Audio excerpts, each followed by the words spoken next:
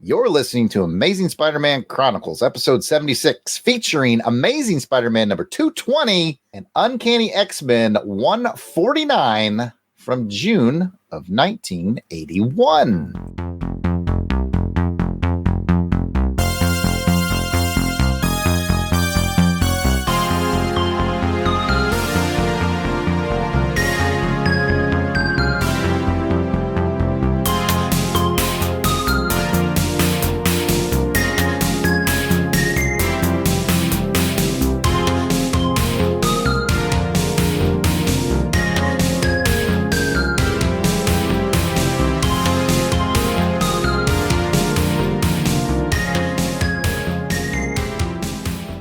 Welcome to the 76th. It says 76 at the top of the script, 75th right here in the script. I trusted the wrong Pat.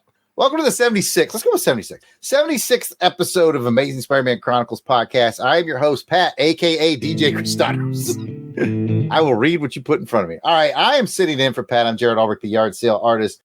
Pat is taking care of his wife as she convalesces. Things are going good there, so we're happy about that. Pat, we hope you come back and join us soon. Now, Amazing Spider-Man Chronicles is a podcast where we journal the Amazing Spider-Man comic book issues read chronologically by their release date, along with another comic from Pat's comic book collection, either in digital, trade, or the many long boxes stashed away in Pat's basement. Each episode will provide a short recap, review, and rating of the issues for that release date, and the goal is to keep Pat actively reading through his collection and have some fun along the way, talking about it with his friends. This is just his friends episode. So joining me, as per usual, is my brother in most things. It is Jason. Well, no, my brother in most things is Delvin. My brother in literally everything is Jason. But we'll start with Jason, the Weasel Skull Albrecht. Welcome back to LBC headquarters. I'm the brother he has to have. Yeah, you're not allowed to escape on anything. I'm the brother he was assigned at birth. Oh, I'm doing great. Things are looking up. You know, I've been looking to advance my career opportunities, and seems like there's some openings there in the underworld in New York City. With it's time to move up that ladder. Yes. So we got to knock this out early. I got a heist to plan and execute. I gotta stay on top of things. I really want to get that slot. Yeah, there's certain things you got to do, but I admire your tenacity. Delvin, what comic book related bit do you have prepared as I introduce Delvin the Dark Web Williams to the show? Well, thank you, Jarhead. I appreciate you introducing me like that and inviting me onto your, quaint, cute little podcast. Everything's great here, so thank you.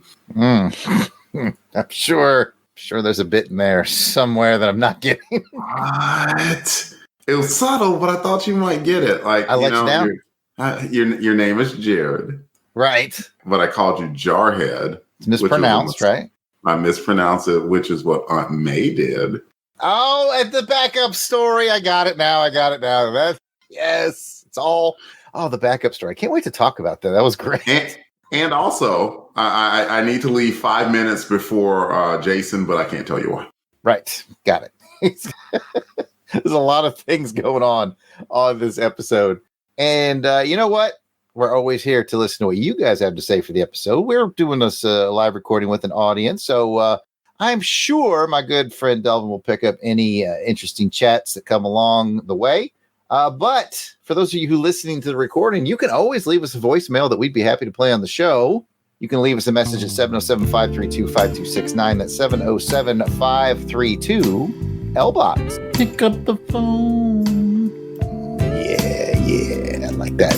Now, before we get started with this episode's issues, and trust me, we have some issues, let's take a quick podcast promo break, and we will be right back.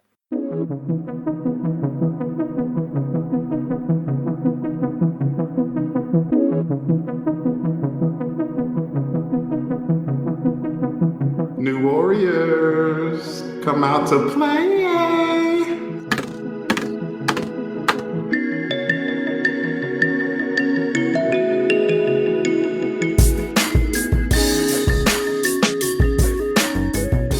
Come Out to Play, a New Warriors podcast, is streamed live in front of an internet audience. You can join in on the live stream and chat every second Tuesday of the month on YouTube, Twitter, and Facebook. Just search for and follow Longbox Crusade. New Warriors, come out to play.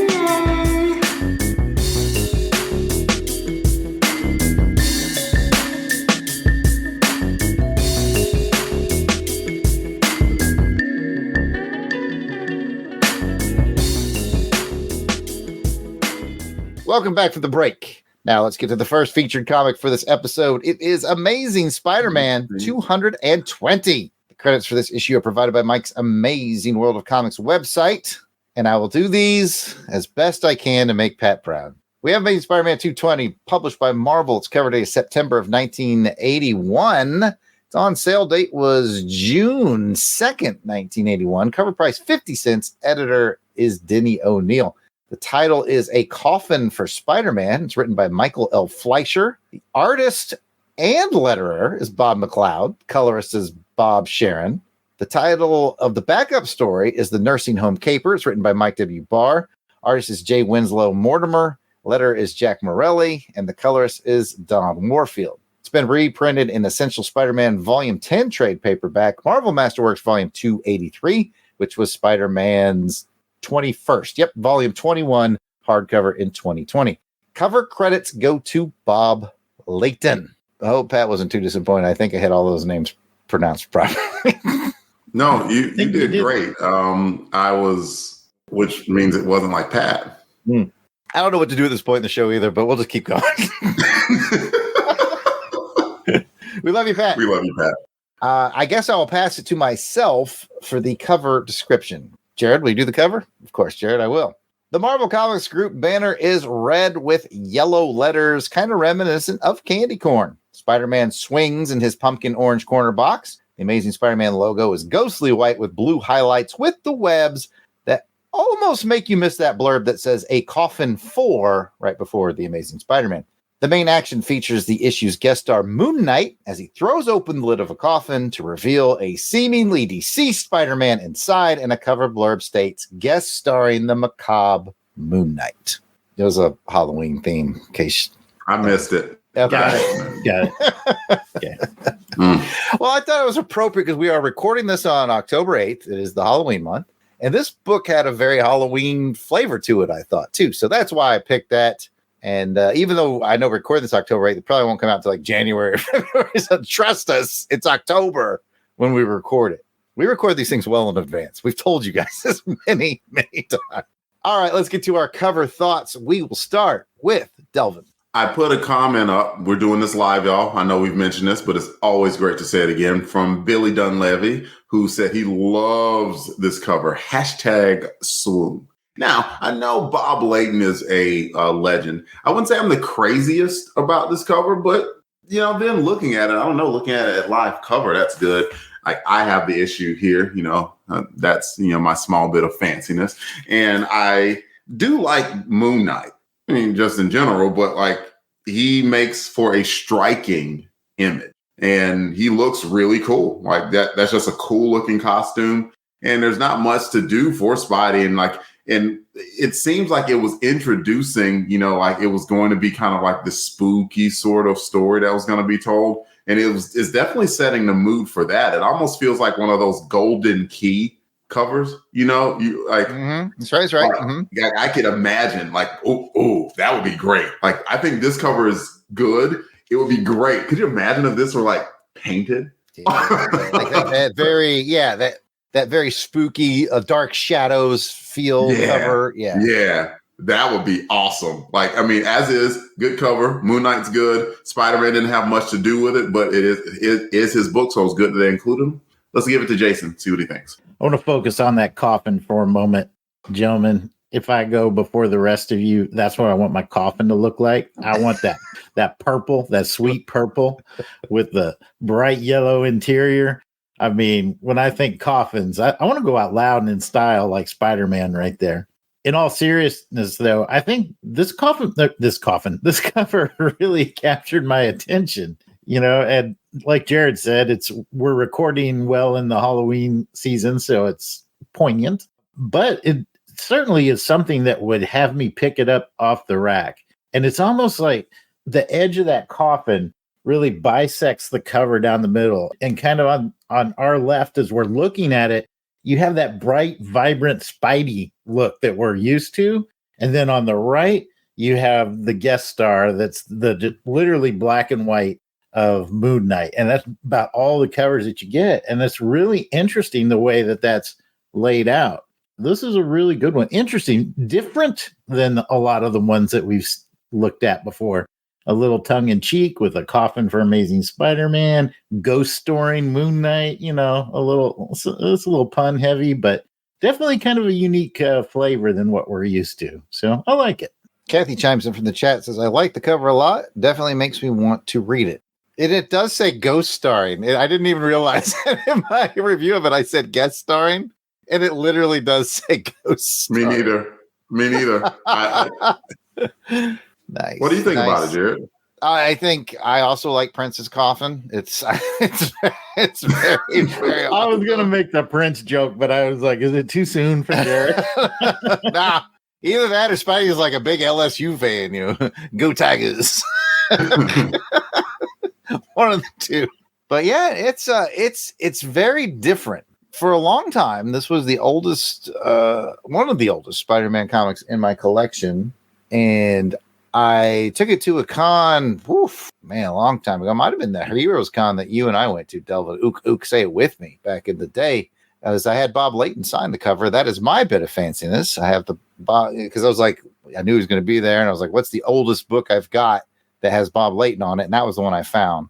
It was this one. And he's much more known for Iron Man and stuff like that. But this is a very mood cover.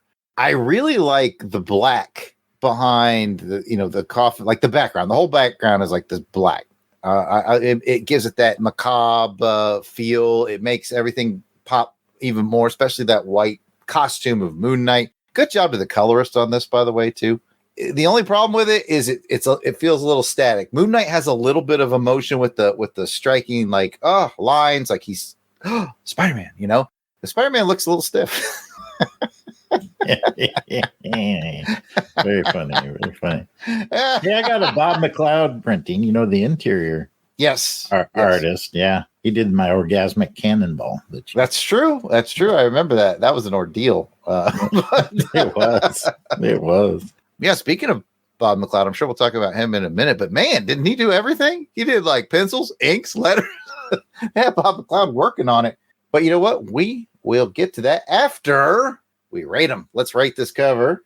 And I have some thoughts from Pat on it. He texted them to me. Now, whether or not I'm going to read what Pat said or what I think Pat would have said is going to be up to the listening audience. But we'll get his thoughts and his rating once we're finished rating it. So we'll go other way this time. Jason, let's go ahead and rate this on a scale of 1 to 5. As a reminder, 5 means you loved it. It tickled your tummy feathers. 4 means you really liked it. 3 means you liked it. 2 means you didn't really like it that much. And 1, you hated it. Ruffled your tummy feathers. Jason. I think I'm going to be the high point on this one. I'm at a 4. It really grabbed my attention. And even though Spider-Man isn't in his traditional Spider-Man pose, just to see him in that final rest pose, really, I mean, for a cover, obviously, Spider-Man's not going to die, but makes you want to know what is going on in there. And to see Moon Knight, he just always looks kind of cool. So I'll give it a 4. I like it. Delvin. Quick comments from the audience. Billy D gave it a 4 out of 5. Heinz Coke gave it a 4. Kathy gave it some weird number that I'm not even going to recognize because she knows the rules by now. And it's kind of ridiculous that she put that number that's not a solid number. So. Ruffled my tummy feathers is what she did. Yeah. Her number ruffled my tummy feathers, so I won't read it. I give it a 3. I think it's good. Like I said, I'm not in love with it, but it is a good cover. And it's kind of a case. It did have Moon Knight, did have Spidey, did have the coffin, but the mood that it was setting up kind of makes it seem like it was something that it really wasn't, which is a little bit misleading. Not terribly misleading, just slightly. What do you think, Jared? Coming into this, I had it at a 3, but I'm going to actually be two cool guys with Jason and give it a 4. I think for 2 reasons. 1, ghost starring. That's just great. They got you with the pun. They got me with the pun that I didn't even notice, and I did the dang cover description. And I think if we were recording this in any of the other 11 months of the year, I would have given it a 3. But because it's October and it has such a spooky October vibe, I'm going to give it a 4. So that's my nonsensical 4 for this cover. You keep an eye on that chat. I'll tell you what Pat said here via the text technology. Pat says, I give the cover a 4. Has a great Halloween vibe, and he likes the colors. That was real Pat. That wasn't me. Pat is a sucker for colors. If you throw like purple and gold on the cover, it's at least a 4 for Pat. they are complimentary on the color wheel. Yes, Delvin. What would fake Pat say? Fake Pat. Let's see. If I was putting words into Pat's mouth, I would say I'm a chump. I live on Chump Island. I give it a 2.6. My color's breakfast good. was a bowl of Chumpios. Everybody loves Bob Lation, and that's what I would say. Okay. Bob Laotian would have been funnier, like he was from Laos. All right, I got to keep this bit up the rest of this dang show, don't I? Only if I bring it up. Okay, well, it's going to happen. I just know it. What are the odds of that happening again? Okay, well, now it is time to get our story synopsis. And for that, we go to Delvin. So what do we got here about this coffin for Spider-Man thing, Delvin? Well, I am about to tell you. While attending a demonstration in radiology, high school student Peter Parker was bitten by a spider which had accidentally been exposed to radioactive rays. Through a miracle of science, Peter soon found that he had gained the spider's powers and had, in effect, become a human spider, a Spider-Man. Stanley presents The Amazing Spider-Man.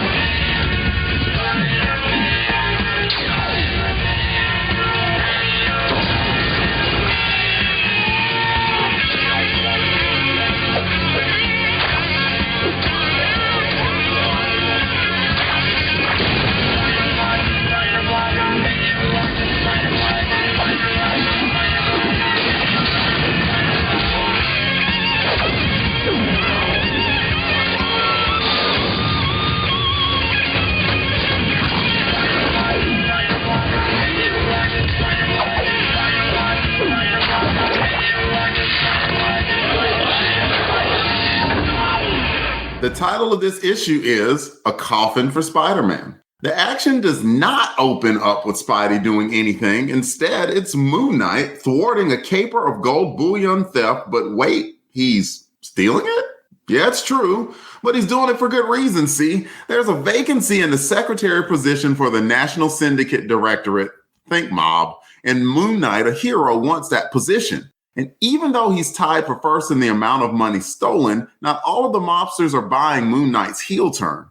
Now we get to Spidey. He's trying to sell some pics to Jonah and JJJ is like, get your butt out there and get me Moon Knight pics. Spidey and Moon Knight do tussle, but Spidey gets hip to Moon Knight's plans and they all play along. But Moon Knight does win the competition, but the Syndicate throws an extra wrinkle in the mix. Bring them the body of Spider-Man to prove you're truly one of us. And thanks to a bait and switch, that wrinkle gets ironed out quickly in like a page and a half. The caper ends. And also there was a quick story about Aunt May in the nursing home, because who doesn't want to see nursing home capers? Aunt May faked a heart attack, y'all. Back to you, Jared. Yes. It's like you finish your Spider-Man and then there's like an episode of Murder, She Wrote like right after it. And you're like, okay, I'll watch that. I have to give credit where it's due, because I want to say like, gosh, maybe a year ago, 12 episodes, 12 issues of Spider-Man ago, we made a joke about following the adventures of Aunt May. And I want to say it was Oliver Elvis who said in the chat, you might just get your wish coming up. And I think this is what he meant. I guess he knew karma. I guess so. Well, let's get to the bric-a-brac on this. Is this a first read or a reread? We'll start with Delvin. First read from me, Jared. Jason?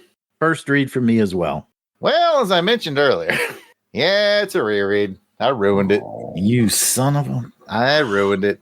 This is going to start happening more and more because this is like really where my Amazing Spider-Man collection was really blossoming in the back in the day. Sorry, everybody. Look what's in the sky. Nothing. Nothing in the sky. Just nothing. All right. Well, let's get into the highs and lows and the what-thas. We got a couple rounds of this. You guys know how it works. We will start this time with Jason. I'll give a high to the action sequences and to the artists there.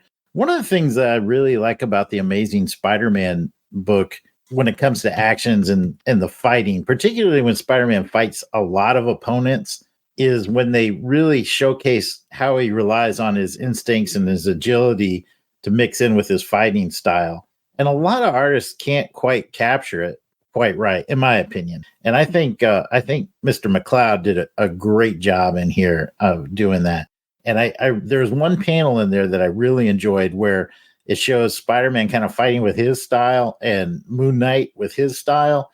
And to me, that panel really kind of sold the whole book as far as the action elements were concerned. So hats off to a good artistic rendering of a Spidey Moon Knight team up fight. I liked it. All right. Gotta love McCloud, man. Inks, pencils, letters. He's probably out there working the sales force, man, calling the shop, getting the orders put in for all we know. That's right. Hey, get those ads in. Come on. We got things to do, Sabah. We got Twinkies to sell. Hostess cake, cream filling. Anyways, Delvin, high, low, or what? I'm going to take a low on this only because Jason did a good job complimenting the high part.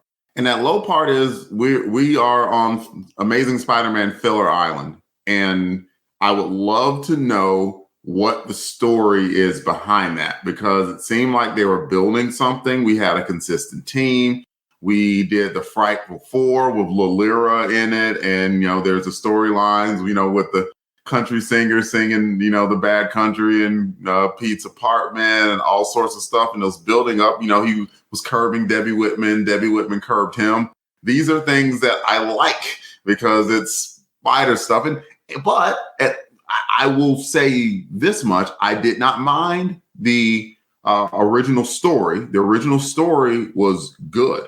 It was a good story and intriguing. It instantly intrigued me. But the whole time, I had to kind of get rid of that potty face because I was like, it's filler. It's filler again. Not just even. I mean, it's one thing to do that, every now and again, like 1 month, and then you get 12 months of good story or whatever, or continuity. This has been about like month 2 or 3. And it's like, what is going on in Spidey world right now that, of course, you had to get Spidey out, but they weren't able to field a consistent team. So much so to the point that there was an Aunt May vignette. And in the comic book, it was the Aunt May art and story. It was almost indistinguishable from the Hostess ad that they had in the middle of it. And that should tell you something. And it's not good. It is good. It's delicious. Not the Hostess. I am not besmirching Hostess. Oh, okay. Okay, they're delicious. I just meant the content of the story there. That makes sense. Okay. The cream filling's delicious. I just discussed this, Jason. I agree with you. On the Hostess front, we are three cool guys, excuse me. No everything jumps. else, I'm alone on Cool Island and y'all on Jump Island. Oh man. I definitely pick up what you're putting down, Delvin. I read this and was like, oh my goodness, this is filler. It really felt like not a great Spider-Man comic, but a really good Marvel team up. I was like, this is like a good issue of Marvel team up to me. It wouldn't surprise me if that's maybe what it was. They were like, hey, pull that over real quick. Right. Yeah, that's a really good point. Yeah, because it wasn't just the writer that was replaced. The whole team. Everything was replaced. So, yeah, it could have been, hey, we've had this one on the back burner for MTU for a while. Let's just cut and paste it. It could be. But it definitely had that vibe. And so I give that a what the, because like I'm like Delvin on one hand, I was like filler, boo, but then I was like, this is a pretty good Marvel team up. Like, so I'll level it out at a what the. Stuff going on in the chat. Someone has claimed that Little Debbie's is better than Hostess. I learned the other day that the guy who founded Little Debbie invented the Twinkie for Hostess, so that guy's pulling double duty, and he's so there was a story. There was a story there too. Like he invented it, but he didn't get the credit he felt he deserved. It's like, I'll show you. Just for that, I'm going to make some of those pink snowball things spongy and weird. I'm not saying I don't eat them. I do. They're just my last choice. Anyway, I don't know where I was going with that. Jelly rolls. Those were the bombs. Get those jelly rolls. The jelly rolls is the best. What are we talking about? Oh yeah, Spider-Man. Spider-Man. Yeah. Let's get back into round 2. I forgot who went first last time. Whoever that person was can go first again this time. Keep it going. I'll just go ahead and say my other high is J. Jonah Jameson. As I've said before, I'm kind of new to the Spider-Man books, as in reading them in continuity. Of course, when you grow up collecting comics, Spider-Man is, you read some Spider-Man. He's either guest starring in the books that you read or you pick some up along the way. But this is the first time I've really read seriously through this volume 1 run. And it just really cracks me up because J. Jonah Jameson is just always the rain cloud that busts open on Pete's good day. And he does it again in this one. I missed the last episode with you guys. I wasn't able to record, so I went back and read, and I was cracking up when Peter was hoping that J. Jonah Jameson would give him some bail money, and Jonah's like, "Nah, get yourself out." And it just follows up here when he's like, "Okay, things are finally turning my way. I've got tons of Spider-Man photos to show, and I've got all, I've got, this is money in my pocket." He shows up and John's like, "I don't want your Spider-Man. That's yesterday's news. I want some Moon Knight." And it's just, spoiler alert, that'll be my silly Spidey moment. I cracked up. It's just like every time with this guy, he shows up just when he's thinking he's turning a corner and things are looking up. J. Jonah Jameson is like, So that's my high. Another great J. Jonah Jameson spoiler moment. He's just the secret sauce that makes it all work, isn't he? He really is. He really is. He's both hero and villain, and just like he's truly a part of what makes Spider-Man special. And Stan Lee has, said so much about it, where like any good Spider-Man comic book, it's going to have some Spidey adventures in it, but it's going to have some facets of Peter's life too. And what is more of a part of Peter's life? I mean, like probably with the exception of like Mary Jane and Aunt May, right? Than J. Jonah Jameson. It's like JJJ has been there from the beginning, and there's a reason that he's been such a venerable character like he is. He truly is special. Well, you've got the mic, so keep going with your next and final round, my friend. Bob McLeod can draw his butt off. The artwork in the book was fantastic. It was a lot of fun to look at. And so that's clearly a high. If you're going to have guest spots in your book like they did, at least you're going to have somebody who's not a slacker. Like if somebody like Bob McLeod's on the book is like, I know that name. Okay. I'll read it. I don't know what's going on in the Mighty Marvel bullpen right now as far as Spidey continuity, but that's okay. Like, because especially like it's John Romita Jr. John Romita Jr. draws like 3 books a month. So clearly he couldn't be the issue, right? Like it's John Romita Jr. So, man, I would love to know. But like, anyway, the artwork, good. Like not good, great. It made it very easy to look at. And so I could at least understand that even though it was a one and done, that it was a one and done I could get into, and I'm okay with that. What do you think, Jared? I saved my last high for the second round because I really enjoyed the backup story. Aunt May in the nursing home, crimes that go on, and her faking a heart attack, and I just got a kick out of it. I thought this is a lot of fun. It almost had like an Archie Comics feel to it, just a little bit, and I kind of like that. It truly did, Jared. It truly did. So yeah, I grew up reading Archie comics. I still read Archie comics from time to time, and it felt charming and fun. It's just like, it's one of those things where, again, we don't know the history behind it. We weren't in the Marvel offices, but they were like, we got to do this filler issue. We don't have quite enough page count to make it. Will somebody do a backup story? And like, it felt like it wasn't like somebody was like, man, I got to come with a backup story. That person was like, I got it. I have been wanting to do this for a while. And it just seemed like that kid on the basketball court just in the corner. Put me in, coach. Yeah, who was the back? Oh, it was Mike W. Barr. He wrote a lot of Batman and the Outsiders, I think, and some other Bat stuff back in the 80s. And Jay Winslow Mortimer on the pencils. It came together. So I just hats off to a good. It's filler, but man, they made the filler fun. And when you do that, I'm all in. Let's get into Silly Spidey. Jason, we know what yours is. You got it. Yep. J. Jonah Jameson. I got it. It's got to be the part where he was like, because Spidey came in like cock of the walk, right? he's like, I wouldn't wrap fish. Did he say something like that? I wouldn't wrap fish with it. I wouldn't wrap my fish with this. Oh man, it's just nothing better than Pete coming in on that high, and then this. He was like, give me those Moon Knight photos or you're fired. Jay Jonah on the anti-aircraft gun, like. It was like, oh man, that's a pretty bubble you're floating on, Pete. And here, I just got this pen, right? And then I have one that I thought was like, is a silly Spidey / a what the, where in a kind of baller moment, but like if you think about it, it's a little bit grosser. Like freaking Moon Knight was out fighting crime the whole night, and then he like jumps from the helicopter and then glides into his pool, and then he dips into the pool and goes to another pool and comes up and just immediately starts making out with the wife. And it's like, man, did you shower? On the pool. On the pool. He cleaned up on the swim. Unless there's soap in that pool, Moon Knight was stinking. That's all I'm saying. Now you smell like stinking chlorine. And then he was like, you want to play some backgammon? I'm like, back something. All right. Right? She was very excited that he was home. She was. So that was your Silly Spidey, was the sweet, sweet life of Mark Spector. Yeah, the sweet, unshowered life of Mark Spector. Yes.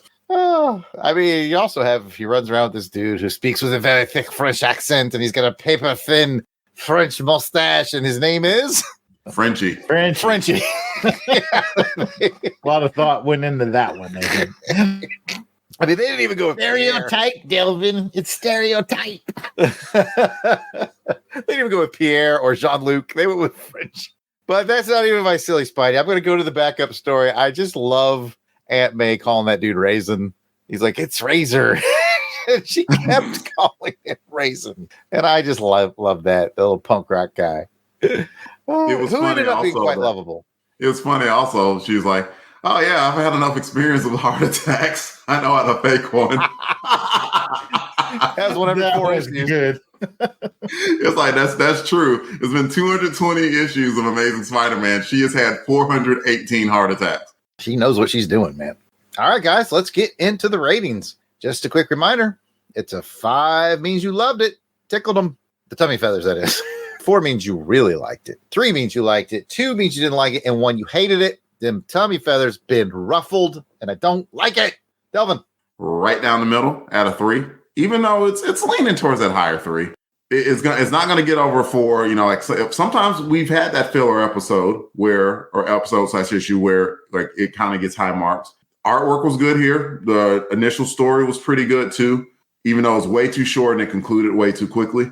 But there were things to like, and I think that's something that you would appreciate out of a filler issue or episode, that it has some good elements in it, and it had good elements. Let's start to you, Jared. What do you think? I'm with you. I think it's a solid 3, which is pretty good for a filler book with a backstory to it. Like, again, initially I was kind of down on it, and I was like, this might be a 2, but then I was like, yeah, it's a pretty good Marvel team up, and I was charmed by the backstory, lofted it to a 3. Jason. I'm going to round it out with a 3 as well. Same reason as you guys. Obviously, it's filler. You know, it may even have pushed into 4 territory. It's just like, I think Delvin hit the nail on the head. For me, it's like, our starting rotation's been missing in action for a while, and we've gone to the bullpen quite a few times, and I'm starting to wonder what's going on. Like you remember how we would complain, and Jared was the biggest one of all, but it's not like any of us were like saying, "Oh, Jared, why are you saying this?" Like Keith Pollard would do like great interiors, but never did the cover, or he'd do the cover and someone else would do the interiors. It's like, heck, at least he was still saying, "I'm still around, y'all. I'm still here. I was busy this month, but I got one of them done, and I'm still here." Keith Pollard, don't forget me. And now it's just like, I mean, it's been such a while. Like, who's writing the book again? Who's the main writer of Amazing Spider-Man? Right now, You should never have. Denny O'Neil, yeah, it's supposed to be. It was a pause. I saw Jared kind of look and was doing. I have to think about this for a second. I forgot. And we cover this book monthly. I am reading this book more consistently than I'm reading present Amazing Spider-Man, for Pete's sake. And I can't tell you who is the normal month-by-month writer on Amazing Spidey. That's a problem. He said, for Pete's sake. It's a winner. All right. Well, the only thing left, I think, is to go to Pat, correct? We've all rated it. Yeah. So are we going to have a Three's Company? Let's find out. Pat says he rates it a 3. So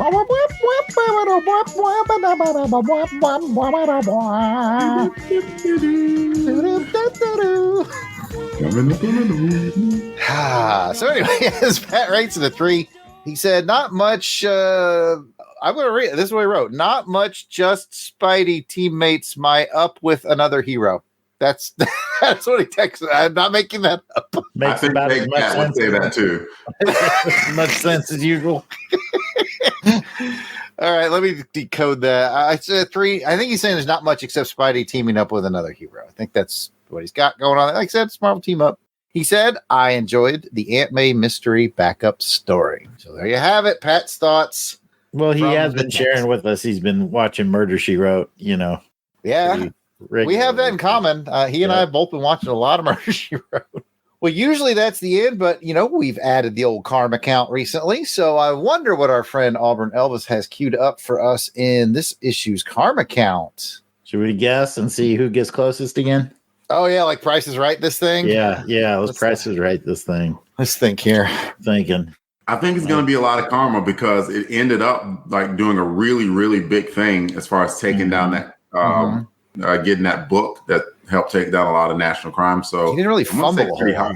Yeah, I'm going to go with 300 karma count. Okay. That seems high. He's pretty stingy with that karma count. I'm going to say 100. And I, in true Price is Right fashion, going to go with $1. So I think you're both over. Let's find out. I'm thinking I'm over 2. I'm over 2. But let's go ahead. I'm sticking with it. I guess I'm your karma, and I love it. I can't get enough of it. There's nothing above it. Hi Crusaders, this is Auburn Elvis. Have you ever wondered if superheroes can improve their strength by working out? Well, according to the 1984 Marvel superhero role-playing game, they can. And depending on your current strength, it might be kind of easy. In the game, heroes gain and lose karma points for how heroic their actions are. Karma can be saved up over time and spent to improve a hero's ability scores. Improving an ability costs 10 times its current score. So, if Spider-Man wanted to improve his strength of a 40 to a 41, it would cost him 400 karma points. And to give you an idea of how long it would take Spidey to earn that much karma, here's the karma count for his actions in this issue. Amazing Spider-Man 220 starts off with a whole lot of Moon Knight action that sets up our story. Spider-Man's action starts about midway as he attempts to stop Moonlight from stealing the jeweled dagger. Our hero is going to fail at this. He's going to lose 10 karma for permitting the robbery, and then he loses 40 more karma for the public defeat that he suffered from Moon Knight. Now we do find out that this was all a ruse, but since the public at large does not know it's a ruse, Spidey is still going to take that hit. Literally. But he does get some photos of Moon Knight, so we're going to give him 5 karma for completing his photo assignment for J. Jonah Jameson. The story's culmination sees Spidey, Mooney, and Frenchie stop the lone gunman. That's 30 karma there. And then they take down the head of the crime syndicate and a whole room full of goons, which equals 40 karma for the stopping the national conspiracy, 20 for the arrest, and 50 karma for the arrest of all the underlings. Also, we're going to assume that the stolen treasure from earlier will get returned, so I'm going to give Spidey 20 karma back that he lost earlier. So, counting everything up, Spider-Man gains a total total of 115 karma in this issue, so it would take him 3 more adventures like this to improve his strength from a 40 to a 41. Now, this is normally the point where I would sign off, but since this issue also has a bonus adventure, let's see how much karma the actions of Marveldom's favorite senior citizen, Aunt May, are worth. The story begins with Aunt May earning 5 karma for fulfilling a personal commitment by checking in on her helpless nephew, Peter. Later, after Aunt Polly is choked and the dance receipts are stolen, Aunt May figures out that it was done by Polly's horrible nephew, Rodney. When Rodney assaults May, she quickly fakes a heart attack, allowing the Shriekers to gang up on him and beat him so mercilessly that Marvel didn't even show it to the young readers in the panels. Now, Aunt May will get 20 karma for stopping the robbery, 15 karma for Rodney's arrest, assuming he's alive, and a 10 karma role-playing award for showing us how flawless teamwork is supposed to work in a superhero story. So, counting everything up, Aunt May gains a total of 50 karma in this issue, which is enough to raise her feeble strength of a 2 up to a 4. Looks like someone's been hitting the gym after eating all those wheat cakes. I'm Auburn Elvis. Thank you very much for listening to this karma count. Let's blow us another amp, Joe November. I guess I'm your karma, and I love it. I can't get enough of it. There's nothing above it. Well done. Well done. That was great. And congratulations to Jason for guessing the karma. No, we're going to forget about that part. I don't even remember. Oh, we'll never forget about that part. Oh, goodness. Well, that was awesome. Thank you so much for that, Albert Elvis. That was, it's good to know that Aunt May is getting moving on up. She's got them gains. She's got some suspicious powder going on them wheat cakes. Like, why are you bulking up faster than normal, Aunt May? What you doing? She was like, Rodney. She sussed out that Rodney, the turd. All right. Well, that's going to bring us to the end of this part of the show. If you got a comment or question, you can always send us an email at contact@longboxcrusade.com, or of course, comment on our X, Instagram, or Facebook pages. It's all at Longbox Crusade. Also on YouTube. We'll be right back. WhenItWasCool.com is your source for the best in retro pop culture. When It Was Cool features articles and podcasts on retro TV and movies, toys, action figures, pro wrestling, food, video games, and more. Hit the Patreon button to support us and get instant access to hundreds of premium podcasts and features. Family friendly and fun.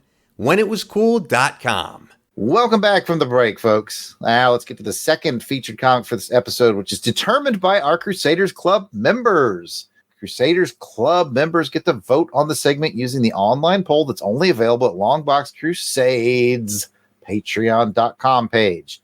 As always, we want to thank our Crusaders Club members for voting to help determine the programming of the show, even though I know some of it is intentional just to destroy me. If you want to get in on the voting and all the other amazing benefits of being a Crusaders Club member, go to patreon.com/longboxcrusade. For as little as $1 a month, you can help determine what each episode's second feature will be. For this episode, the Crusaders Club members have selected for my great torment, Uncanny X-Men number 149. All right, let's be honest. I've been enjoying the X-Men lately. Let's see if the streak continues. The credits for this issue are provided by Mike's Amazing World of Comics, and it goes a little something like this. As mentioned, this is X-Men 149, published by Marvel. Cover date, September 1981. On sale date, June 9th, 1981. Cover price, 50 cents. Editors, Louise Simonson. Writer, Chris S. Claremont. Esquire! Fun to be on the other side of that. Penciler is Dave Cockrum. Inker is Joe Rubenstein, and the letter is Janice Shang, and the colorist is Dennis Weed. Welcome back, Glennis. I saw that and I lit up. I was like, yes. And I don't know, there's a lot of Glennis Weed fanboy podcasts out there, but this is the one. This is the one. This is reprinted in X-Men Classic number 53. Essential X-Men Volume 3 trade paperback, which is how I read it. Marvel Masterworks Volume 90, which is the 6th volume of the Uncanny X-Men. Uncanny X-Men Omnibus Volume 2 hardcover, and the epic collection of I, Magneto that just came out last year. Cover credits are Dave Cockrum and Joe Rubenstein. Jared, will you do a cover description?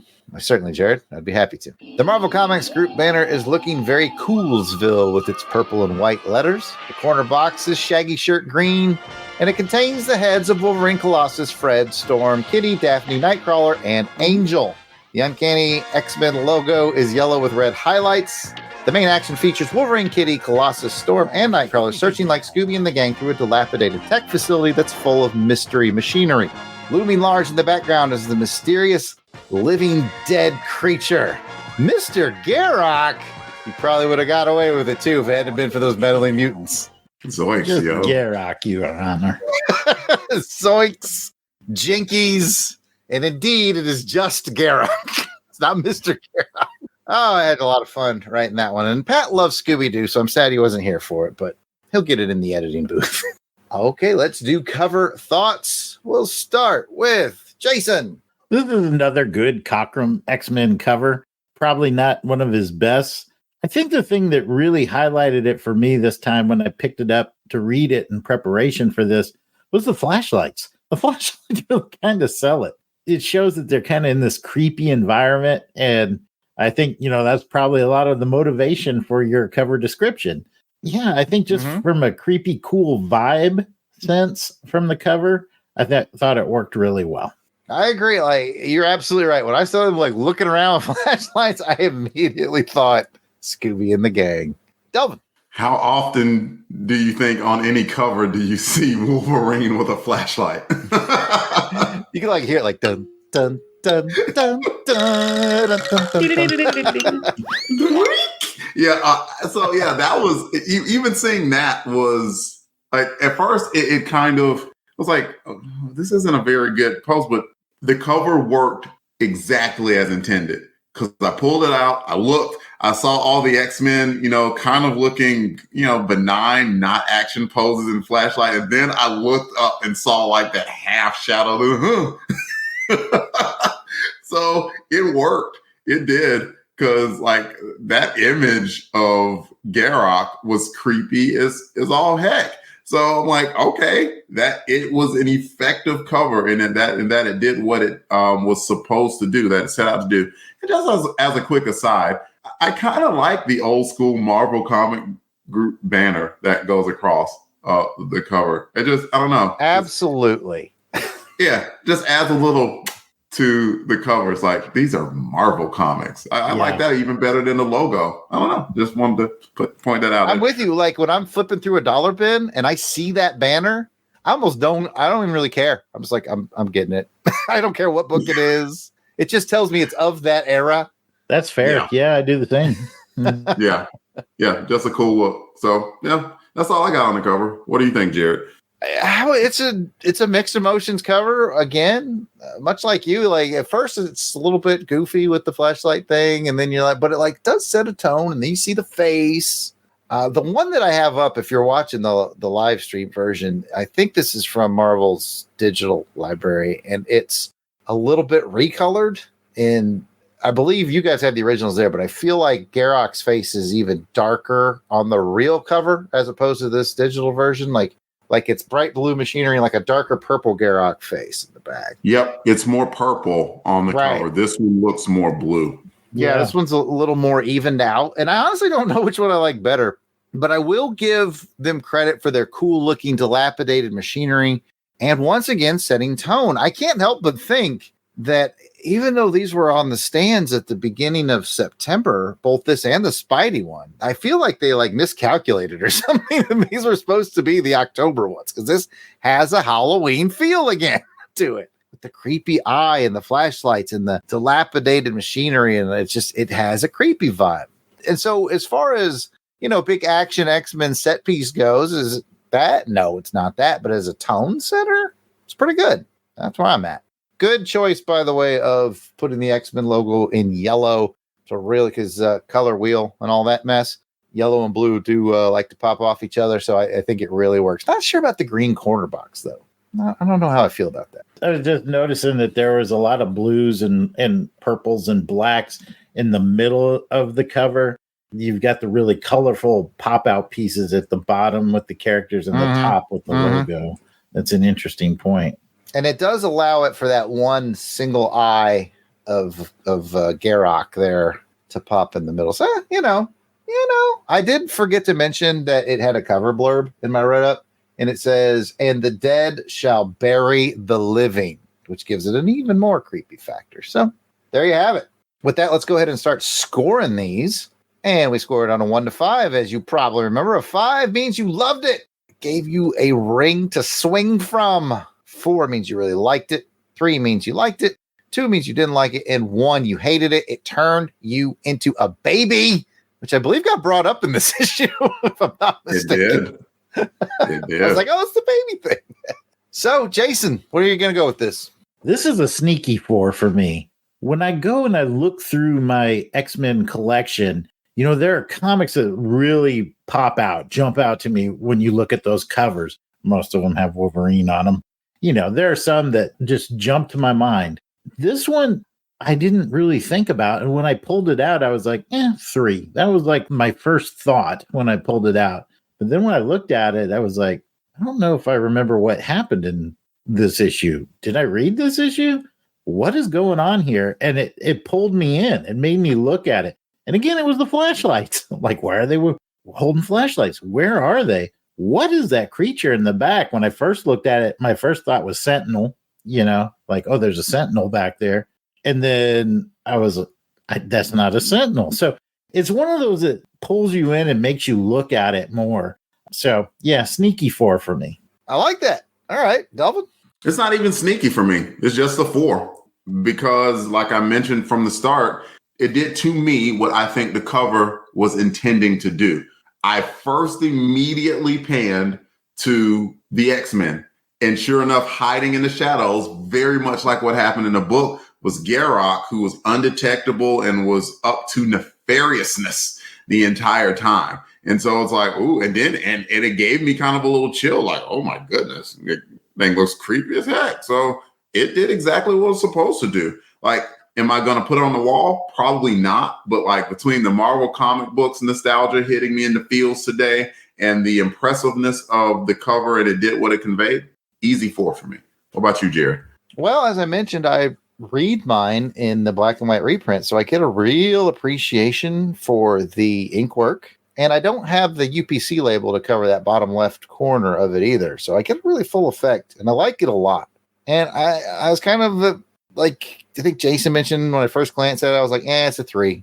We saw Dr. Doom and standing atop the X-Men and holding Storm, and this can't compete with that. But the more I look at it, I think Jason's right. Sneaky 4. And I think this would look even better blown up in a poster size, to be honest with you. Like if it was a poster hanging on your wall, I think it would have an even cooler look. So yeah, I'm going to, it's boom, boom, lock. Well, I don't know if we can boom, boom, lock, a boom, because I haven't looked at Pat's yet. For the people who are here, we can. While I look at Pat's, Delvin looks like he's been keeping up with people in the chat. Yep. And Jamil says the cover's a 4. That is intriguing. AU Kathy gave it a 3. Said the cover's for her. Courtney was a little bit contradictory because she said that she loved the cover. She said the cover is amazing, but then she gave it a 3. So it was an amazing 3, probably at high level 3. So we're about the same. Well, bad news, gentlemen. We are not going to open the door and get on the floor because Pat gave it a 5. Oh, Pat loved it. Oh, but remember how I told you he loves Scooby-Doo? Yep. Yeah, and colors popping out, and it does both those things. So there you have it. He said he really likes this art. He said this is solid cock rum, and there is an ellipse between the two. So I don't get it. I don't either. No, neither. Seems childish to me. I know. Needs to grow up. You're making rum jokes again, I guess. And with that, let's get into the story synopsis brought to you by Jason. I'm hoping for big words. Cyclops, Storm, Banshee, Nightcrawler, Wolverine, Colossus, Children of the Atom, students of Charles Xavier. Mutants, feared and hated by the world they have sworn to protect. These are the strangest heroes of all. These are the X-Men. Stan Lee presents the Uncanny X-Men.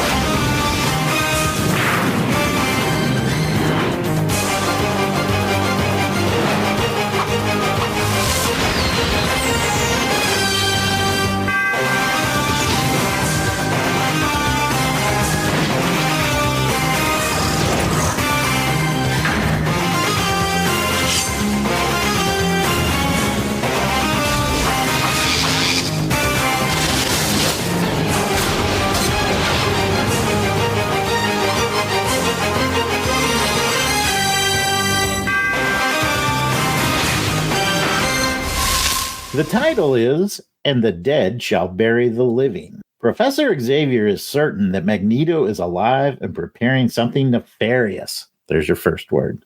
Looking for clues to his whereabouts and plans, Professor X sends Storm, Wolverine, Nightcrawler, and Colossus back to Antarctica and the remains of the evil mutant of magnetism's previous secret lair. Unbeknownst to our heroes, Kitty Pryde, now going by the questionable codename of Sprite, has stowed away on board the X-Jet.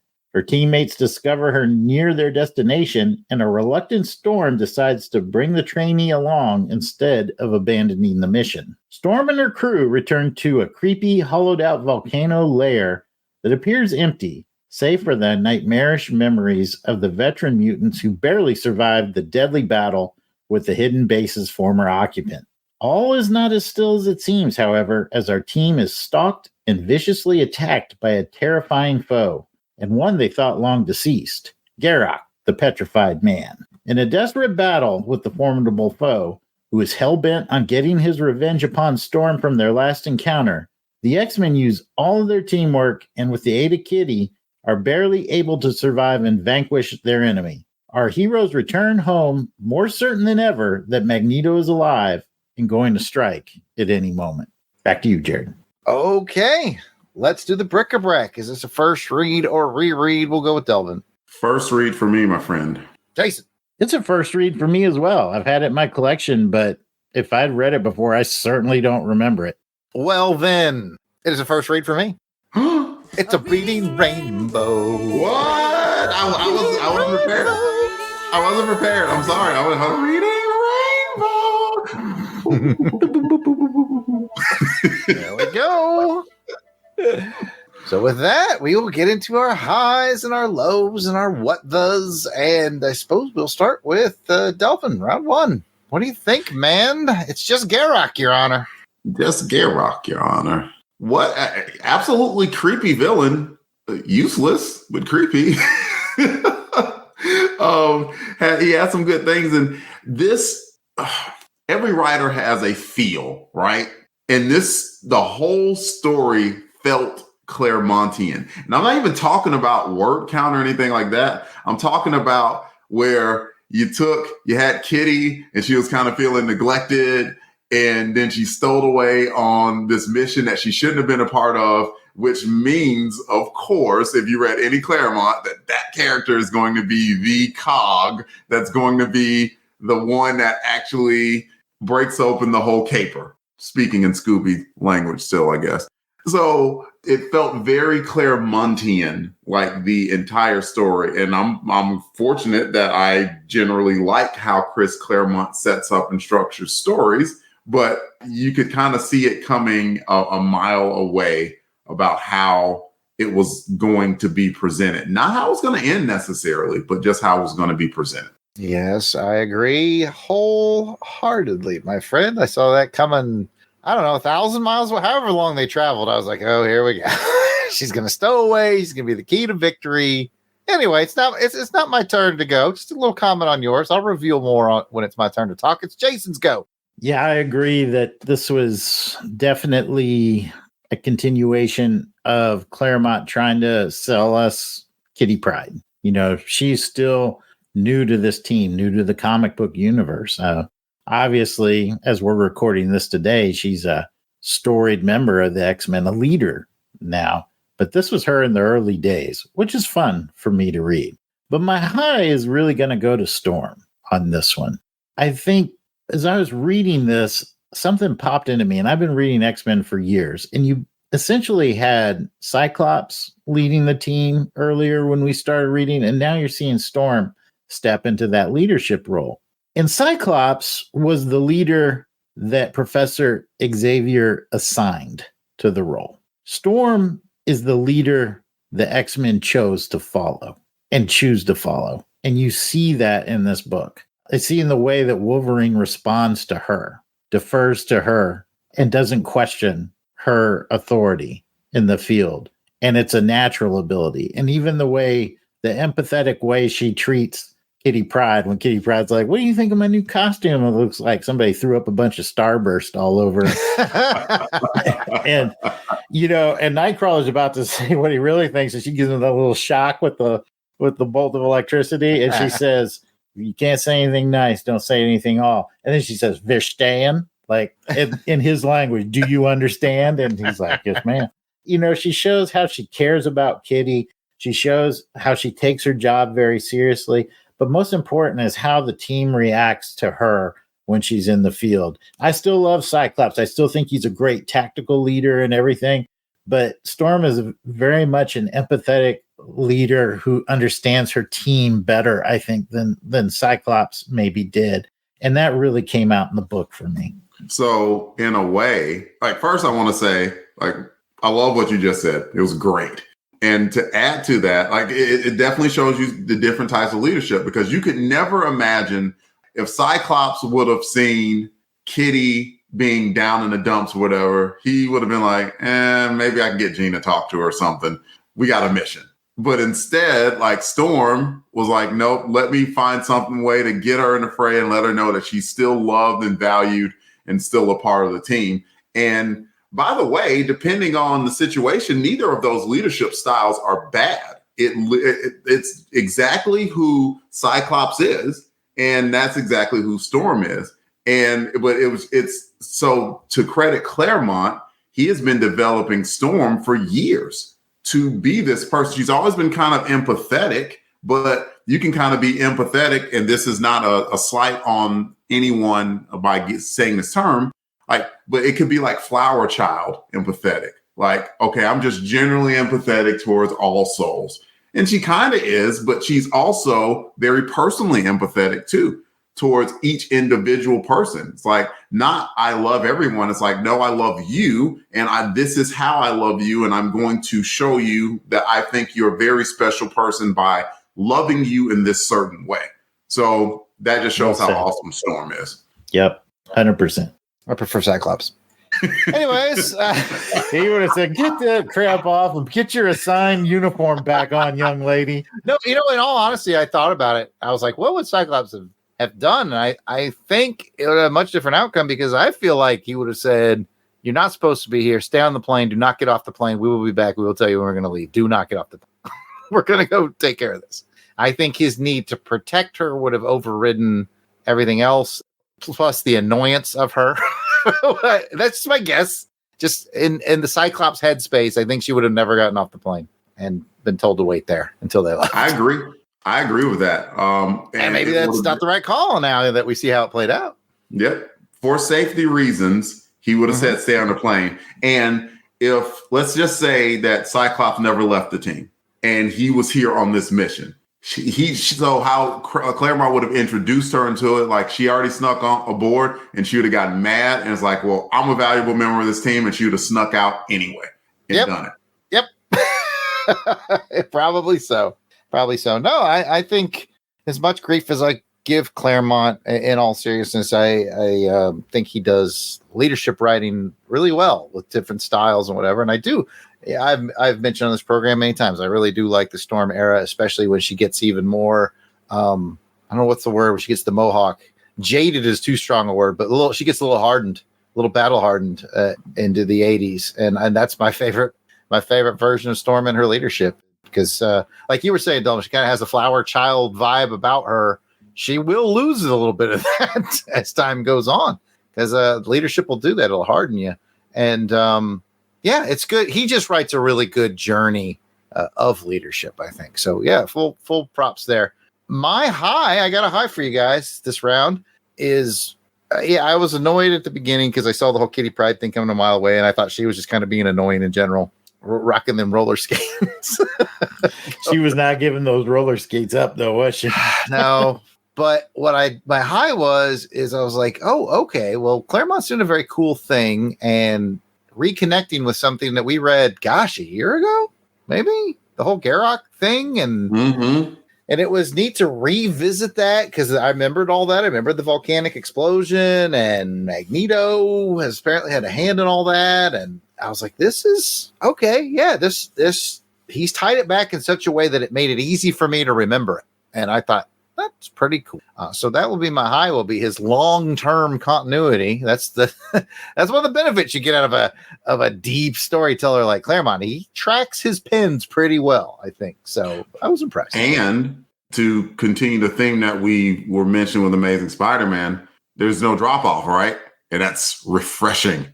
Yes. I don't think we've had, there maybe a filler, like the one with Man Thing might have been a bit of fillery, but I was afraid this one was going to be a filler issue when I first started reading it, when Professor X is going through his computers and talking about their battles with Magneto. I'm like, oh, this is going to be a filler where we're going to get all the Magneto backstory in preparation for the next arc. So I was really happy when it didn't turn out to be that. I was like, oh, Jared's just going to have a field day with this one. Too, because, I mean, I looked at the cover, 149. So, they're building to a 150 is going to be something special. So I was like, yeah, they're going to spin their wheels on this one.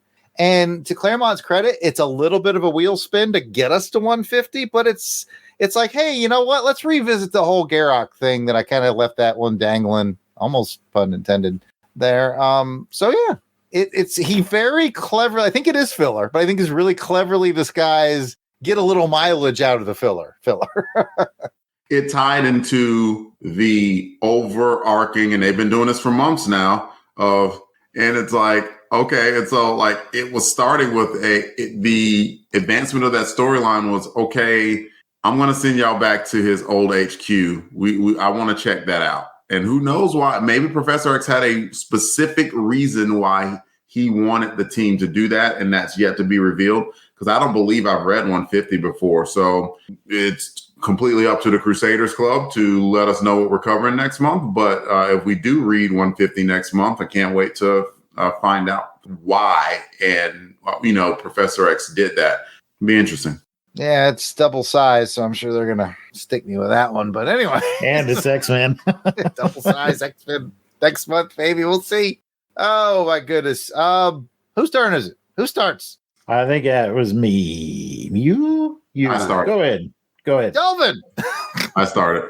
Of course, it's like I started. It's me. It's my turn. Delvin, I have nothing to say.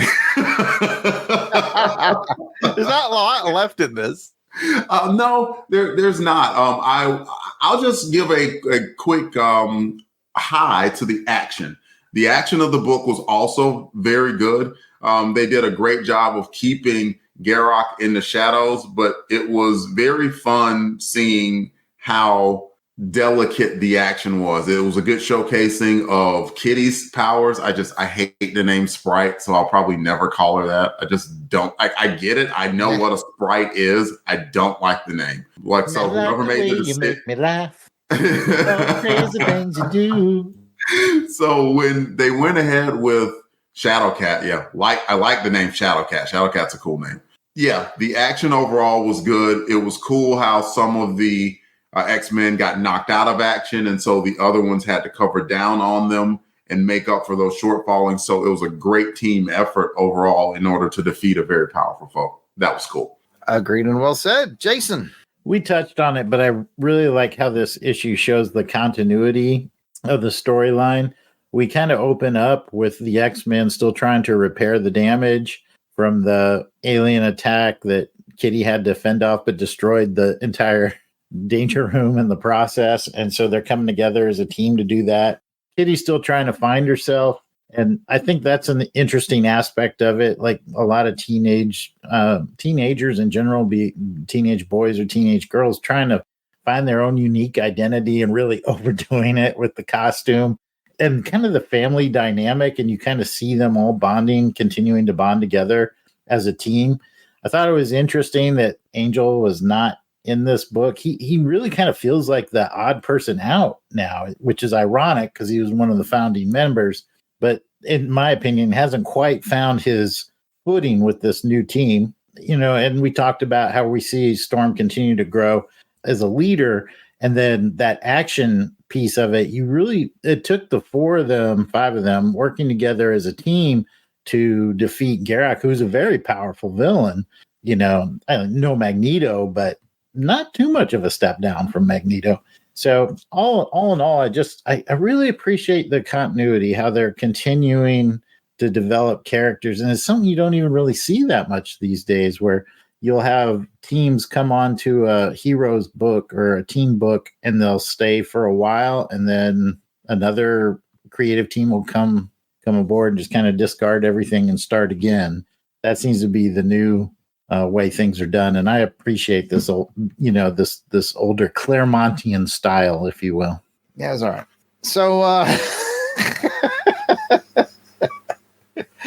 I will add that you just mentioned the continuity, which I mentioned earlier as well. Like we're all very pleased with the continuity, and I want to say the Garrock story. Maybe I'm wrong. Was the Garrock story a Cockrum? Might have been a Burn. Can't remember. I think it was still Cockrum. Because that maybe that gave the vibe too, that like it just feels so connected because it was the same artist that did it. But I want to focus on the art. Cockrum and Rubenstein are amazing. And again, I read these in the essentials, so it's black and white, so I get to really enjoy the pretty much flawless penciling and ink work and just all the different things they have to draw, from the tech to the characters to the dilapidated tech to all that. So just, we kind of raved a bit about the art in Amazing Spider-Man earlier. I want to really rave about the art here. There's just, I have my pluses and minuses with Claremont, but man, his art teams just, they give him the cream of the crop. And if it'd be easy to pick up X-Men, even if I wasn't the biggest on the stories. And as you guys have noticed lately, I've been enjoying them more. But it's so easy to pick it up, even if you just want to look at the art, because it's so good. It's really incredible. So I will definitely take my second and final round with a high and just say this art stuff is really solid. Well, with that, it's time to go into the extra mile. Who went the extra mile in this issue for you guys? Who stood out? Who had a day? Who was living their best life? We'll start with Jason. I'm going to go with Storm. I know it's probably not the obvious choice in this book, probably not the one that Claremont was focused on when he wrote the book.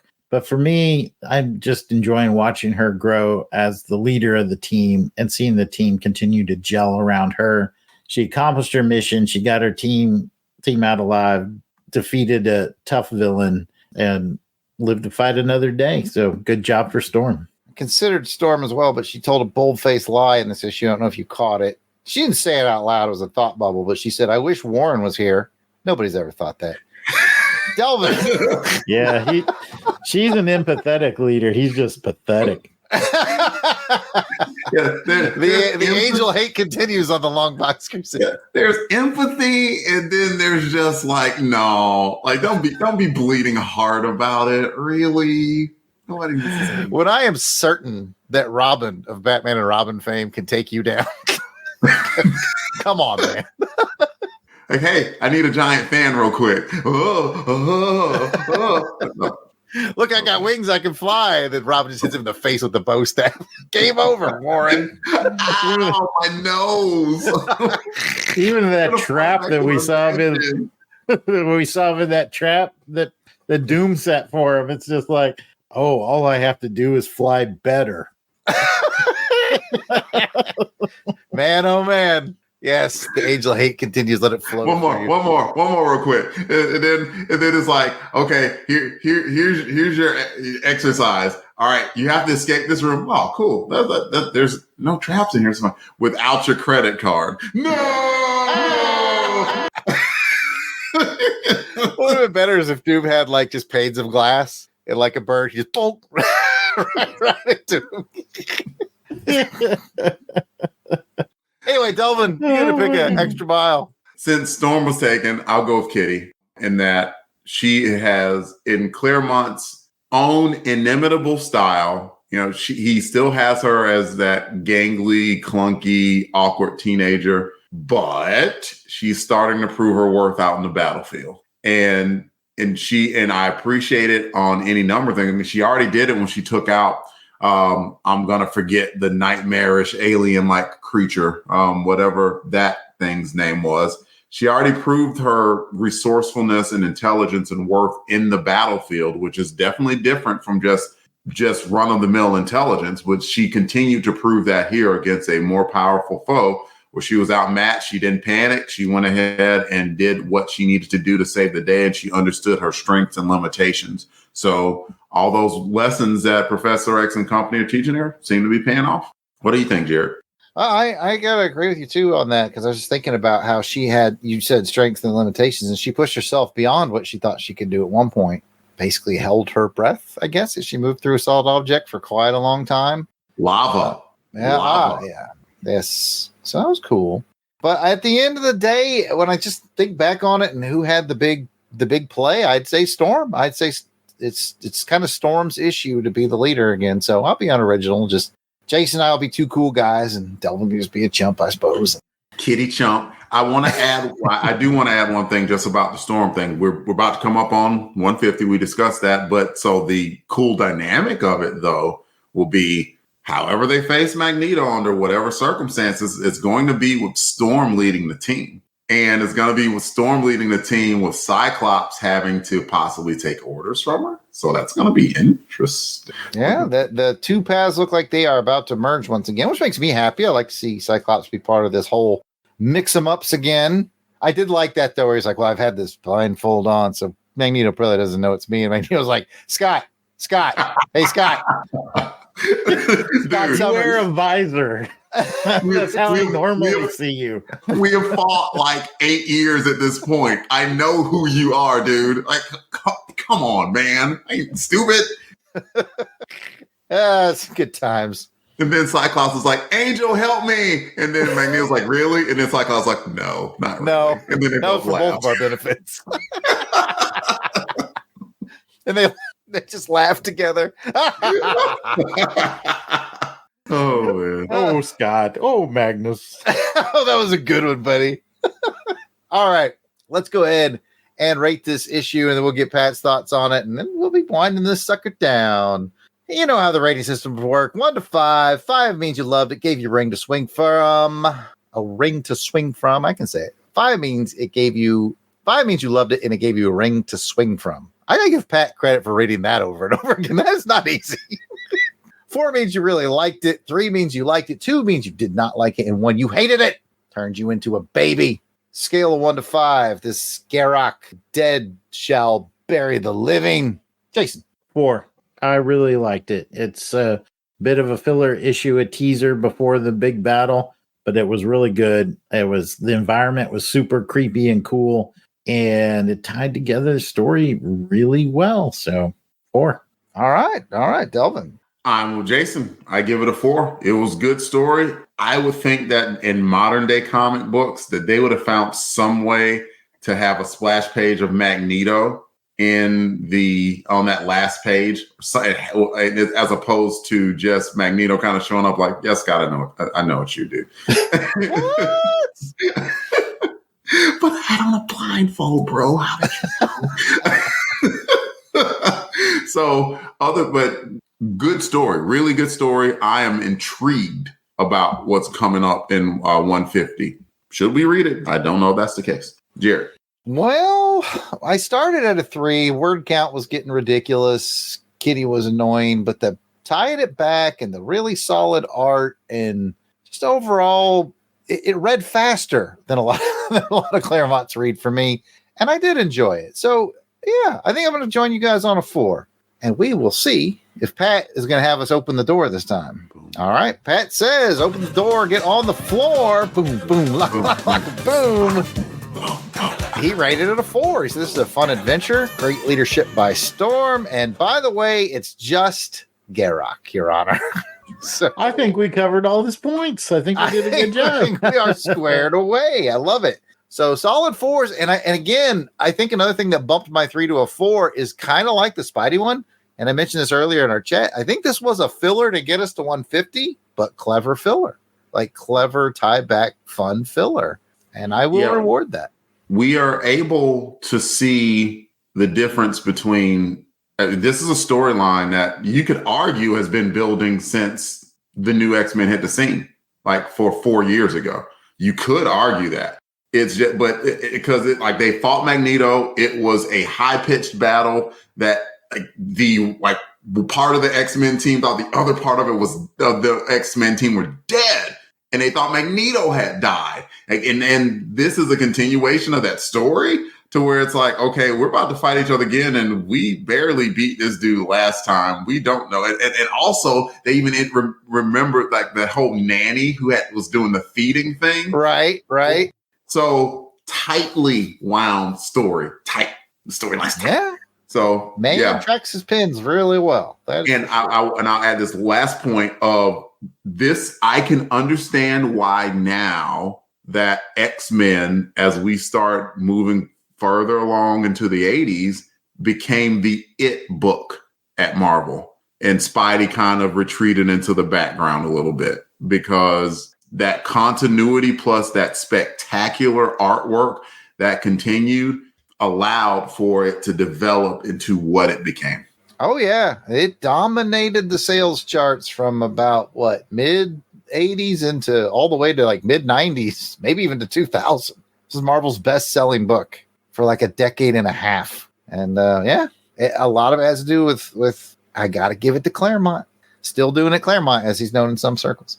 And that will bring it to the end of this part of the show. If you've got a comment or a question, of course, you can leave us a voicemail and we will play it on the show. Leave us a message at 707-532-5269. That's 707-532-LBOX. Pick up the phone.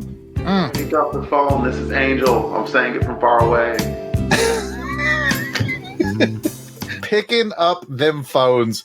We will be right back with Crusader comments and your thoughts and the closing of the show right after this. We Are Venomaniacs is the Venom Site official podcast for all of your symbiote news, reviews, and point of views about Venom-related comics, movies, television, animation, and merchandise. We are available on Podbean, Spotify, Apple Music, iTunes, Google Play Music, and YouTube.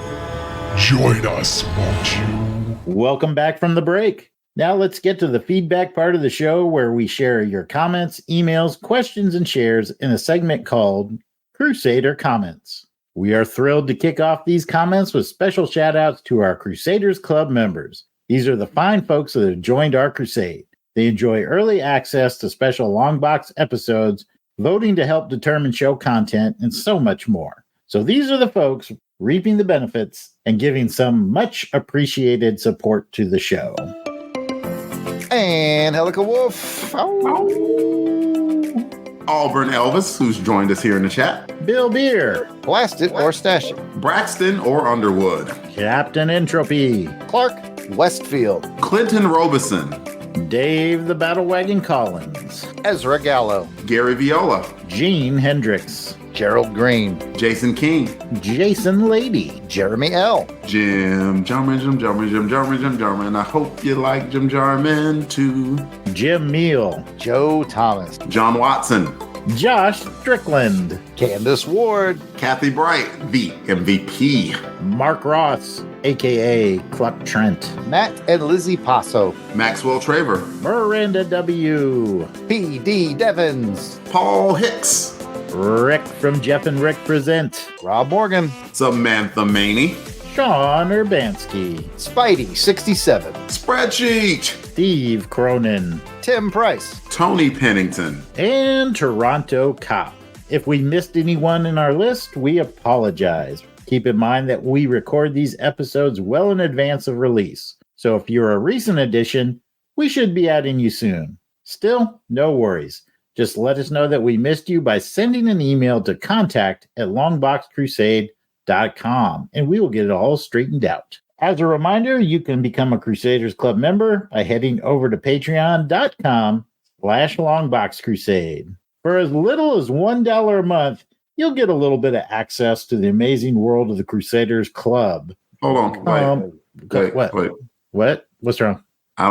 It's not just a little bit of the access. Like we don't do that angel thing where we're just hovering above. What? We give all. For $1? No, $1 just gets you a little bit, right? $1 gets you all the access. All of the access. I'm sorry, folks. This is why Delvin normally does this. For as little as $1 a month, you'll get access to the amazing world of the Crusaders Club. Come check it out. I thought it was a misprint, fellas. I'm sorry. Don't have any extra scratch laying around, but still want to help us out here at LBC headquarters? Please take a moment to write a review on Apple Podcasts for this podcast. Even if you just want to keep it short with just star ratings, it helps raise the profile of the show, and we will share your review on the next show. And we have social media shares and retweets from Amazing Spider-Man Chronicles, episode 72, February 1981, where we covered Amazing Spider-Man 216 and Uncanny X-Men 145. We had over 200 likes for this episode. So we had to, like we said, we're paring it down. So if you want to get your name on here, you gotta hit that like, share, and retweet, or just give us a rating or something. Gotta get a little extra mile. Give us $1. Give us $1. I'll read it in bold. I'll shout it out from the rooftops. All right, we'll go clockwise again, and Jared, you can kick us off whenever you're ready. No problem. These are the folks out there doing that whole share and repost and all that stuff. And it starts with Chris at BTO and Bat Books. He's back.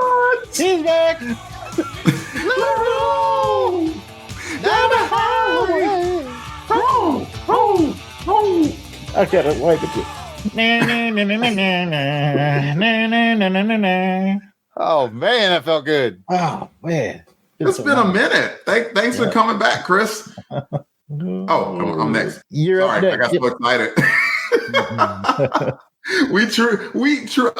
We actually aren't faking this. We truly do care, like that you guys come back and pay attention to the show. Like we genuinely do. So there's that. Man.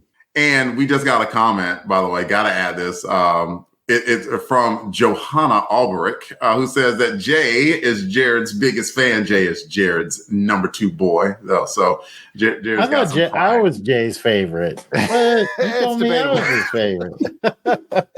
Well, I'm sure Uncle Jason is a close second. I would hope so. Anyway, coffee and I shouldn't say anyway, because we of course value and love Clint Robeson as well. So featuring Coffee and Comics from Coffee and Comics blog. Scotty Cameron. I'd rather be reading comics. That's the guy's name. That's not. I mean, I would. It's both. We have CH at. I'm not gonna even read that. Look, Montana State guy. I don't know. CH. Thank you, Charlton Heston. I like your comics. That's my Charlton Heston impersonation. Anyway, Tim Price, Speaker of the House, Kirk Spencer, Jim Meal joining us here in the chat. Omar Fall, Anton Mausopust III, which is fun to read. Well, we had a couple of social media comments, and Delvin, why don't you? We'll keep going around the horn here. You just pick one, whichever one you want. Sure, absolutely. Let's see. I will go with Scotty Cameron's comment, who says, Amazing Spider-Man plays on double entendres on the word race. Well, it looks like the LBC has done so with Victor by having Victor Von Doom emerge as the Victor on an X-Men cover alongside Spidey cover with Victor on the blurb. Some Hello Zep moments with Jared and Jason. And so we had a whole discussion about what the heck a Hello Zep moment is. And it was from the movie Saw, just in case you didn't know that, because I didn't know that. I don't know if y'all. I didn't know that either. I guessed it in the response. I was like, "Is that a Saw reference?" And he reminded me that when he reveals the big plot twist, "Hello, Zep," and then he tells him the whole plot twist. It's all about big plot twist. Anyways, Jason, your turn to comment. Oh, I'll go down here. I don't recognize the. Oh, this is Auburn Elvis. Okay, I see from my burner account. Auburn Elvis is living that kind of life. He says, "I know the plot point of the marathon election race got a few eye rolls, but consider that if Spidey had not confused the two, a whole lot of people would have gotten injured or died during the marathon. Maybe Madam Web phrased things that way on purpose." I think I made a comment on that similar on the show. And I And I actually said that. I said that to him. I guess like Jason made that comment. You unoriginal bastard. And you know what? And Auburn Elvis came back with something that was very classy. Yes, he said you got to steal from the best. There it was. Yep. I wonder how many karma points Madam Web would get. You know what? I was thinking about that actually, and it reminded me of The Matrix, the first one. How in order for Neo to become the one, the Oracle had to tell him he was not the one.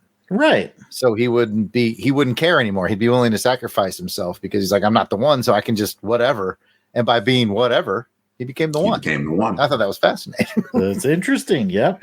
Anyways, I guess I should pick a comment, and I'm going to actually do a little bit of a cheat, but I want to give a shout out to people who have commented that we haven't heard from a lot, and they're real fast. We had Leon Angel Quintero say yes, and we got a big thumbs up from Stanley Alston and a big whoop from Scott Sarton, and Tim Brown said I had both of these issues.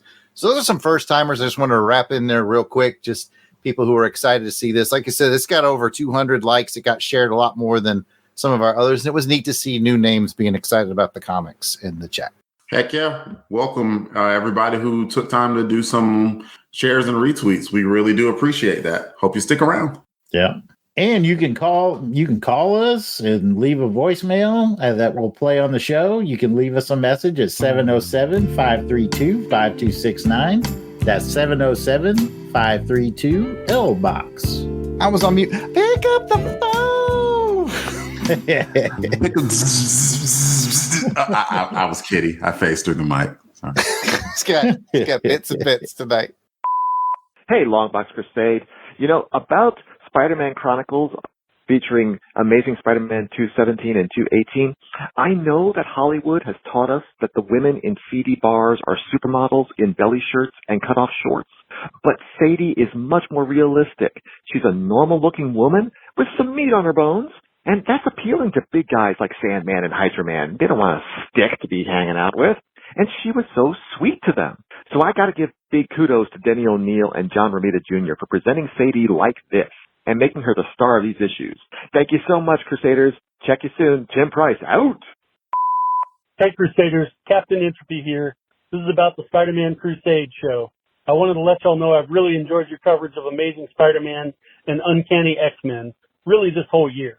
The area you're covering was great for both books.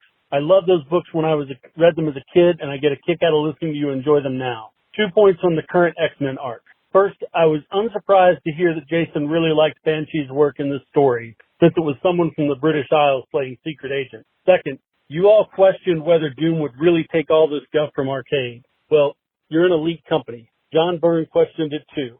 And in Fantastic Four number 258, he retconned it away by saying that Doom in the story, that wasn't the real Doom. It was the faulty Doom bot, Doom bot, doo-wop-bot, Doom bot, bot, Doom. Yeah. So that was it. My singing debut on podcast. Have a great day. Bye-bye. All right. Well, thanks to everyone for the likes, shares, follows, and comments. We appreciate your friendship and help in spreading the word about this podcast. I'll pass it on back to Jared. And that's the show. Be sure to check out the website, longboxcrusade.com, where posts will be made for journaling this crusade along with Pat's nudes. I want to thank Jason and Delvin for joining me on this episode. But before we go, where can the listeners find us on the internet? Delvin. Twitter.com/X DEE_RAY1977. Instagram, Delvin Ray. What about you, Jason? You can find me at Jason Albrecht on Threads or on Instagram. Jared. I am at Yard Sale Artist on X and Facebook and Instagram. You can check out my art at www.theyardsaleartist.com. And if you want to wish Pat a speedy recovery, or more so his wife a speedy recovery as he's helping her out, you can reach out to him on the X/the Twitter at Christatos01. That's Christatos with the K. And we'll be back with some more Doing It live streams, second Sunday of the month most of the time. There's always the Mother's Day month or when other weird holidays. You know what? Just stay tuned. We'll be around. We'll do these live streams on some Sundays, and they're at 3:30 Central. And we'll chat and we'll have fun. And we'd love it if you subscribed to the channel. If you've not already subscribed to our channel, it is slowly, steadily growing. We've seen a lot of good growth. Liking the videos helps. Commenting on the videos really helps as well. So get in there. Even if you're like, I don't want to comment, go to the comments and write, I don't want to comment. And that'll be fine. Take a building full of people hostage and don't let them go until they like it. Yeah, it's that easy. Subscribe. That's simple. Yep. Yep. Our legal department, which is Laurel, just sent this in. Do not take a building full of people hostage. She wants to see me again, doesn't she? Yeah, she does. Yes. Not in a good way. Yeah, you have to go to the her department, Jason.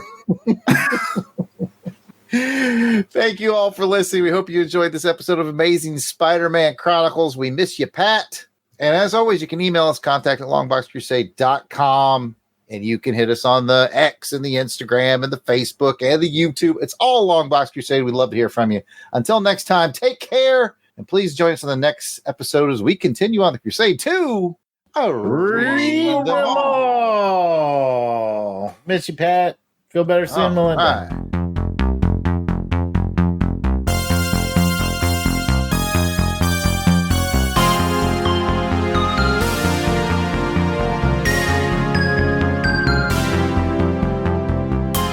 The intro music is provided by musical genius Joe November. Check out his SoundCloud at JOSEFLIN99. You won't regret it. All songs, song clips, and characters discussed are copyright of their respective copyright holders, and no infringement is intended. We are just fans that like to share our love of comics. Outtakes. All right, time to get some X-Men. Let me shift over here and grab I read out the essentials. Jason's got you got the issue. Don't got the issue. Look at them fancy boys. I got the black and white reprint. That's as far as Jared goes with the X-Men. It is. I have their Essentials volumes 1 through 5. And what's weird is Essentials volume 1, it starts like where we started. So like they just ignored all the X-Men history all the way up until basically they're like, let's see, when does Wolverine show up? Right about here. That's where we'll start. It's like there were like 7-8 years of history before the new X-Men. Shut up! You shut up! Shut up! Wolverine! What a weird choice to start the Essentials there. But anyways, that's how I read it. Until next time, read them all. What's in your long box? Keep your head down and your knuckles up till all are one. Yo, Warriors Joe. come out to play. Bye.